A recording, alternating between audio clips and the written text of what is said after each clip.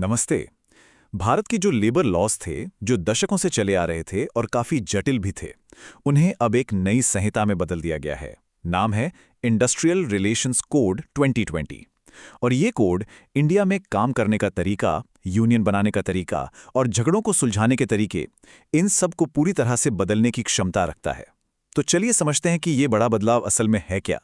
तो सबसे बड़ा सवाल यही उठता है कि हायरिंग, फायरिंग और स्ट्राइक्स यानी काम पर रखने, निकालने और हड़ताल के नए नियम आखिर हैं क्या? यही वो सवाल है जिसका जवाब आज हम ढूंढेंगे। क्योंकि देखिए, ये नियम सीधे सीधे लाखों कर्मचारियों और हजारों कंपनियों पर असर डालते हैं। तो आइए देखते हैं कि इस नई रूल बुक में आखिर बदला क्या क्या है। तो हम इसे कैसे समझेंगे? ये रहा हमारा रोड मैप। पहले देखेंगे कि ये नया कोड है क्या, फिर बात करेंगे यूनियनों को मान्यता कैसे मिलेगी, हड़ताल के नए नियमों पर भी नजर डालेंगे, वो जो 300 वर्कर वाली लिमिट है उसे समझेंगे, फिर देखेंगे कि क्या विवादों का निपटारा अब तेजी से होगा, और आखिर में इन सब की सबसे जरूरी बातें एक साथ देखेंगे। चलिए शुरू करते हैं पहले पॉइंट से। तो ये जो इंडस्ट्रियल रिलेशंस कोड, या जिसे हम आईआर कोड कह सकते हैं, ये कोई छोटा मोटा अपडेट नहीं है। इसने 3 बड़े और पुराने कानूनों को मिलाकर एक कर दिया है। सोचिए, इसमें 1926 का ट्रेड यूनियंस एक्ट और 1947 का इंडस्ट्रियल डिस्प्यूट्स एक्ट, ये सब अब एक ही जगह आ गए हैं। मकसद है कि पूरी प्रक्रिया को आसान बनाया जाए। तो सीधे सीधे कहें तो पहले जो कानूनों का एक जाल सा था, सब कुछ बिखरा हुआ, अब उसकी जगह एक सिंगल यूनिफाइड कोड आ गया। इसका लक्ष्य है कि नियम साफ सुथरे और आज के ज़माने के हिसाब से हों, ताकि इंडस्ट्री और वर्कर्स के बीच के रिश्तों के लिए एक मजबूत बेस तैयार हो सके। अब आते हैं इस कोड की पहली और सबसे बड़ी बात पर। ये कोड एम्प्लॉयर और ट्रेड यूनियंस के बीच जो पावर बैलेंस है उसे कैसे बदलता है। और यहाँ सबसे बड़ा सवाल उठता है, जब बातचीत की टेबल पर बैठा जाएगा तो वर्कर्स की तरफ से आवाज कौन उठाएगा? पहले ये चीज उतनी साफ नहीं थी, पर अब इसके लिए एक क्लियर कानूनी फ्रेमवर्क बनाया गया है। देखिए, पहले की समस्या ये थी कि यूनियंस रजिस्टर तो हो सकती थीं, लेकिन कानून में ऐसा कुछ नहीं था जो किसी कंपनी को उन यूनियंस के साथ बैठकर बात करने के लिए मजबूर कर सके। तो इससे होता क्या था? एक अजीब सा असंतुलन। यूनियन तो है, पर उसकी बात को सुनना या ना सुनना ये पूरी तरह से मैनेजमेंट की मर्जी पर था। तो इस समस्या को सुलझाने के लिए नया कानून एक 3 टियर सिस्टम लेकर आया है। चलिए इसे आसानी से समझते हैं। पहला केस, अगर कंपनी में सिर्फ एक ही यूनियन है तो उसे मान्यता मिल जाएगी अगर उसके पास कम से कम 30% वर्कर्स का सपोर्ट है।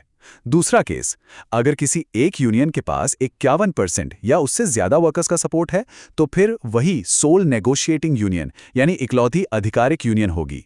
और तीसरा केस, अगर किसी भी यूनियन के पास 51% का बहुमत नहीं है तो फिर वो सभी यूनियनें जिनके पास 20% से ज्यादा सपोर्ट है, वो सब मिलकर एक नेगोशिएटिंग काउंसिल या बातचीत परिषद बनाएंगी। चलिए इसे एक एग्जाम्पल से समझते हैं ताकि और क्लियर हो जाए। मान लीजिए एक फैक्ट्री में 1000 वर्कर्स हैं। अब देखिए, यूनियन ए, बी और सी, इन तीनों के पास 20% से ज्यादा का सपोर्ट है, तो ये तीनों काउंसिल का हिस्सा बनेंगी। लेकिन यूनियन डी, जिसके पास सिर्फ 15% सपोर्ट है, वो इस 20% वाली लिमिट से नीचे है, इसलिए वो बाहर हो जाएगी। तो अब बिल्कुल साफ है कि मैनेजमेंट से बात करने के लिए टेबल पर कौन बैठेगा। ठीक है, तो ये तो हो गया कि बातचीत की टेबल पर कौन बैठेगा। पर तब क्या होगा जब बातचीत फेल हो जाए? अब बात करते हैं हड़ताल के नए नियमों की। और ये लेबर लॉ का हमेशा से एक बहुत ही सेंसिटिव और विवादास्पद मुद्दा रहा है। और यहाँ एक बहुत बहुत बड़ा बदलाव किया गया है। देखिए, पहले क्या था? सिर्फ पब्लिक यूटिलिटी सर्विसेज जैसे बिजली, पानी, ट्रांसपोर्ट, यहाँ काम करने वालों को ही हड़ताल से 14 दिन पहले नोटिस देना जरूरी था। लेकिन अब ये नियम हर एक इंडस्ट्रियल एस्टैब्लिशमेंट पर लागू कर दिया गया है। मतलब अब चाहे कोई छोटी फैक्ट्री हो या बड़ी आईटी कंपनी, सबको ये नोटिस पीरियड फॉलो करना होगा। इसका सीधा मतलब ये है कि अब कानूनी तौर पर हड़ताल पर जाना पहले से कहीं ज्यादा मुश्किल हो गया है। और रुकिए, बात यहीं खत्म नहीं होती। स्ट्राइक या हड़ताल की परिभाषा को भी बदल दिया गया है, उसे और भी व्यापक बना दिया है। अब अगर किसी कंपनी में 50% या उससे ज्यादा कर्मचारी एक ही दिन मास कैजुअल लीव पर चले जाते हैं तो उसे भी कानूनी तौर पर हड़ताल माना जाएगा। ये जो मास लीव का तरीका था, ये प्रोटेस्ट करने का एक बहुत कॉमन तरीका था। अब इसे भी नियमों के दायरे में ले आया गया है। तो अब सवाल यह है कि एक लीगल स्ट्राइक की पूरी प्रोसेस दिखती कैसी है। चलिए इस टाइमलाइन से समझते हैं। सबसे पहले यूनियन नोटिस देगी, जिस दिन नोटिस दिया उस दिन से 14 दिन का एक कूलिंग ऑफ पीरियड शुरू हो जाएगा। इस दौरान कोई हड़ताल नहीं हो सकती और बातचीत की कोशिशें होंगी।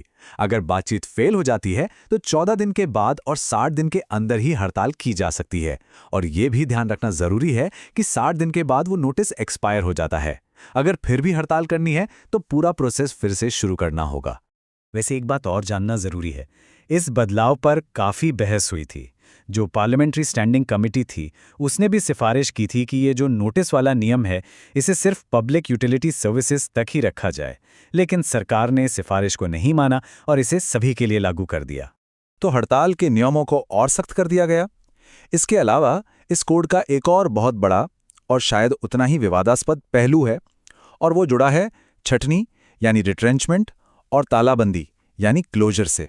ये चार्ट इस बदलाव को एकदम साफ साफ दिखाता है। पहले क्या था, अगर किसी कंपनी में 100 से ज्यादा कर्मचारी हैं तो उसे बड़ी संख्या में छटनी या कंपनी बंद करने के लिए सरकार से परमिशन लेनी पड़ती थी। अब इस लिमिट को सीधा 3 गुना बढ़ाकर 300 कर्मचारी कर दिया गया है। और हाँ, ये इंडस्ट्री की दशकों पुरानी मांग थी ताकि मार्केट के हिसाब से वो जल्दी फैसले ले सकें। तो जो भी कर्मचारी निकाला जाएगा उसे 15 दिन की सैलरी मिलेगी। पर यहां एक ट्विस्ट है, ये 15 दिन का वेतन अब 2 अलग अलग भुगतानों का हिस्सा है। पहला है रिट्रेंचमेंट कंपेंसेशन, जो पहले भी था, यानी नौकरी के हर साल के लिए 15 दिन की सैलरी। लेकिन अब इसमें एक नई चीज जोड़ी गई है, वर्कर रीस्किलिंग फंड। इसमें कंपनी को हर निकाले गए वर्कर के लिए 15 दिन की सैलरी के बराबर पैसा एक अलग फंड में डालना होगा। इसका मकसद है कि उस पैसे से वर्कर कोई नई स्किल सीख सके। तो इसका सीधा असर उन कंपनियों पर पड़ेगा जिनमें 100 से लेकर 299 कर्मचारी हैं। अब उन्हें छटनी या बंदी के लिए सरकार से पहले इजाजत लेने की जरूरत नहीं। इतना ही नहीं, उन्हें अब सरकार से सर्टिफाइड स्टैंडिंग ऑर्डर्स यानी कंपनी में काम करने के पक्के नियम रखने की भी जरूरत नहीं है। इससे उन्हें सर्विस कंडीशंस तय करने में ज्यादा फ्लेक्सिबिलिटी मिलती है। लेकिन दूसरी तरफ ये चिंता भी जताई जा रही है कि इससे कॉन्ट्रैक्चुअलाइजेशन बढ़ सकता है। मतलब कंपनियां परमानेंट नौकरी देने की जगह फिक्स टर्म एम्प्लॉयमेंट को ज्यादा तरजीह दे सकती हैं। तो एक तरफ तो कंपनियों को ज्यादा फ्लेक्सिबिलिटी दी गई है, पर सिक्के का दूसरा पहलू भी है। क्या कर्मचारियों के लिए न्याय पाना आसान हुआ है?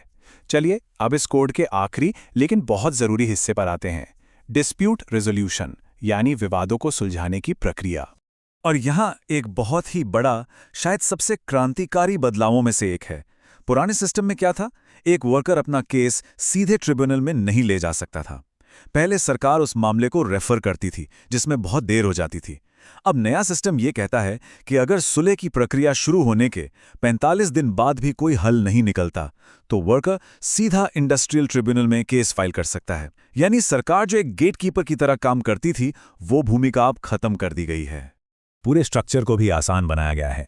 लेबर कोर्ट और कोर्ट ऑफ इंक्वायरी जैसे कई पुराने कोर्ट्स को अब खत्म कर दिया गया है। अब सिर्फ 2 लेवल का सिस्टम है, इंडस्ट्रियल ट्रिब्यूनल और नेशनल इंडस्ट्रियल ट्रिब्यूनल। और इन ट्रिब्यूनल्स में अब 2 सदस्य होंगे, एक जुडिशियल और एक एडमिनिस्ट्रेटिव, ताकि फैसला जल्दी और बेहतर हो। और हाँ, एक बहुत जरूरी बात और, नौकरी से निकालने से जुड़ा कोई भी मामला अब 2 साल के अंदर ही फाइल करना होगा। एक टाइम लिमिट तय कर दी गई है। तो हमने इस कोड के सभी जरूरी पहलुओं को देख लिया है। अब अगर इन सब बदलावों का निचोड़ निकालें तो वो क्या है? देखिए, ये कोड असल में नियोक्ताओं और कर्मचारियों, एम्प्लॉयर और एम्प्लॉई के बीच एक नया बैलेंस बनाने की कोशिश है। ये टेबल एक तरह से पूरे बदलाव की समरी है। एक तरफ देखिए, कंपनियों के लिए छटनी की लिमिट 100 से 300 हो गई है, जिससे उन्हें ज्यादा आज़ादी मिली है और सभी के लिए हड़ताल के नियम सख्त हो गए हैं।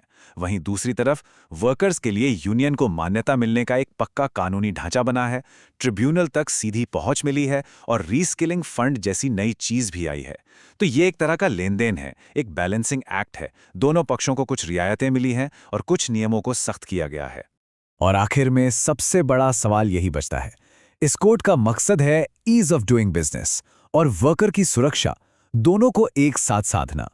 लेकिन क्या यह नया फ्रेमवर्क जमीनी हकीकत में इस मुश्किल संतुलन को साध पाएगा? कागज पर तो नियम बन गए हैं, लेकिन इनकी असली परीक्षा तो तभी होगी जब ये लागू होंगे। क्या ये वाकई उन 2 लक्ष्यों को हासिल कर पाएगा जो अक्सर एक दूसरे के विपरीत दिखते हैं? ये एक ऐसा सवाल है जिसका जवाब हमें आने वाला वक्त ही देगा। हमारे साथ इस पूरे विषय को समझने के लिए शुक्रिया।